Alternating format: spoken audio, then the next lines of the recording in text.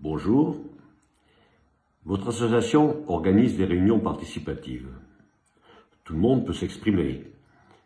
Les décisions se prennent collectivement. Vous avez même adopté la méthode de consensus. Vous pensez être démocratique. Et si je vous disais que vous vivez peut-être dans une illusion? Aujourd'hui, je vais vous expliquer pourquoi en France, la plupart des réunions que nous appelons démocratiques ne le sont pas vraiment. Et comment reconnaître la différence? Voici 3 signes qui révèlent qu'une réunion n'est pas démocratique, même si elle en a toutes les apparences. Premier signe, la parole est libre, mais les décisions sont déjà prises. Vous organisez une assemblée générale dans votre scope, tout le monde parle, le débat est riche, mais au moment du vote, la proposition du bureau passe toujours. Pourquoi? Parce que le vrai travail a été fait en amont, dans des réunions informelles entre quelques personnes. La réunion officielle ne sert qu'à valider. C'est ce que j'appelle la démocratie de façade. Deuxième signe, tout le monde parle, mais personne ne décide vraiment. Vous faites des tours de table interminables, chacun donne son avis, vous cherchez le consensus. Mais à la fin, personne ne sait qui a vraiment décidé. Est-ce le groupe? Est-ce l'animateur qui a reformulé? Est-ce celui qui a parlé le plus fort? Cette confusion n'est pas de la démocratie, c'est de l'indécision collective. Et dans l'indécision, ce sont toujours les mêmes qui finissent par trancher, dans l'ombre. Troisième signe, les absents n'ont aucun pouvoir. Vous avez par exemple 50 membres dans votre association, 12 viennent aux réunions. Ces 12 personnes décident pour les 50. On vous dit, ils n'avaient qu'à venir.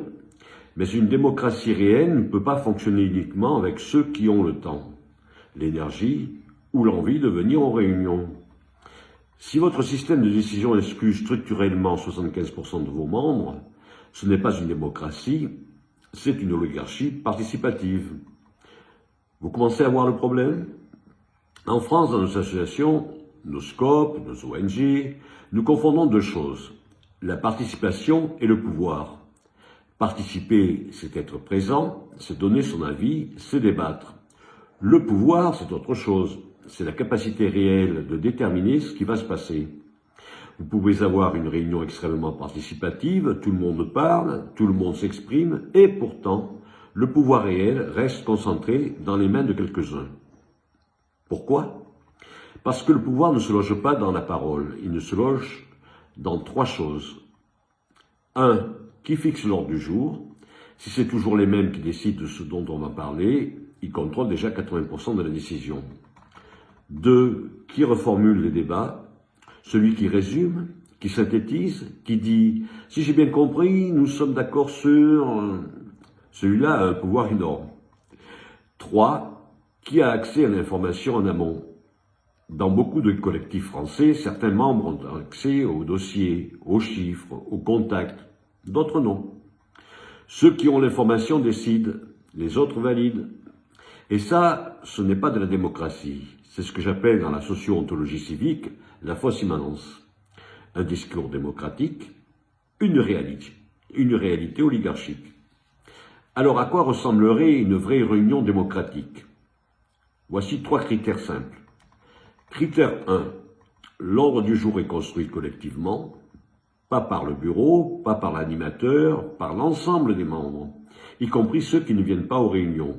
Exemple, vous envoyez un formulaire une semaine avant, chacun peut proposer un sujet, l'ordre du jour et la compilation de ces propositions. Critère 2. Les décisions sont explicites et traçables. À la fin de la réunion, vous savez exactement qui a décidé quoi et comment. Ce n'est pas « on a discuté et on verra ». C'est « nous avons voté, 23 pour, 5 contre, 2 abstentions, décision adoptée ». Peu importe le mécanisme, ce qui compte, c'est qu'il soit clair.